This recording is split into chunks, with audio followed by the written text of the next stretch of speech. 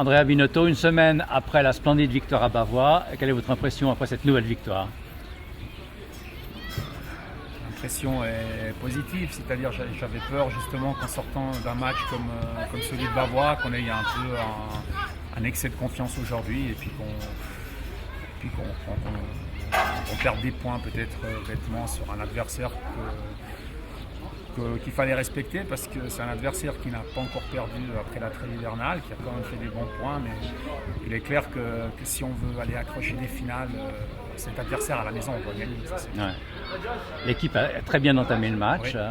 Une excellente première mi-temps, hein. Mhm. Je pense que vous partagez cet avis. Oui, c'est-à-dire, bon après, il est clair, on a 3-0 à la mi-temps, on a Ouais. l'impression que c'est plié, mais c'est vrai que des fois, il faut rester attentif dans ce genre de situation. Des fois, l'adversaire, c'est vous-même, dans le fond, parce que vous sortez peut-être du match, vous pensez que le match est gagné, et puis c'est vrai qu'en 1-2 minutes, distraction, ça peut basculer, on peut prendre 2 buts coup sur coup et commencer à douter. Donc c'est ce que j'ai dit à mes gars à la mi-temps.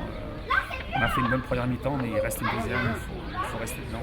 On a eu l'impression que la deuxième mi-temps était un petit peu moins animée. Oui. Est-ce qu'instinctivement l'équipe a un peu baissé le pied en pensant Non, au match de écoutez, mardi ou bien? moi, je trouve que ce que je regrette un peu en deuxième mi-temps, c'est que les occasions, elles sont là, parce que je crois qu'on a quand même 2-3 face-à-face, ou disons des garçons qui sont dans des situations vraiment bien placées pour augmenter le score.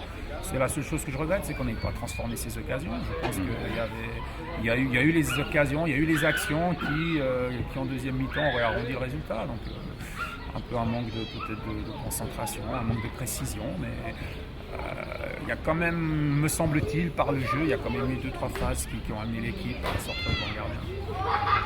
Et question bateau, mais quels sont vos objectifs pour le match de mardi, le match important de mardi?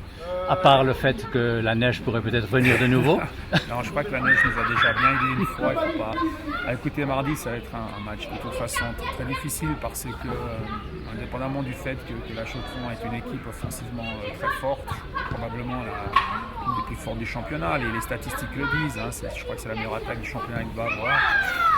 Ce qui est un peu compliqué là-bas, c'est aussi le terrain. C'est un terrain synthétique sur lequel on a des appuis qui ne sont pas faciles à prendre. On l'a déjà remarqué lorsqu'on est monté après la trêve hivernale. Pour moi, l'objectif, alors je dirais que l'objectif minimal, c'est de garder la Chaux-de-Fonds à distance, c'est-à-dire revenir avec au moins un nul. Et puis je dirais que le magnifique coup, ça va aller gagner là-bas.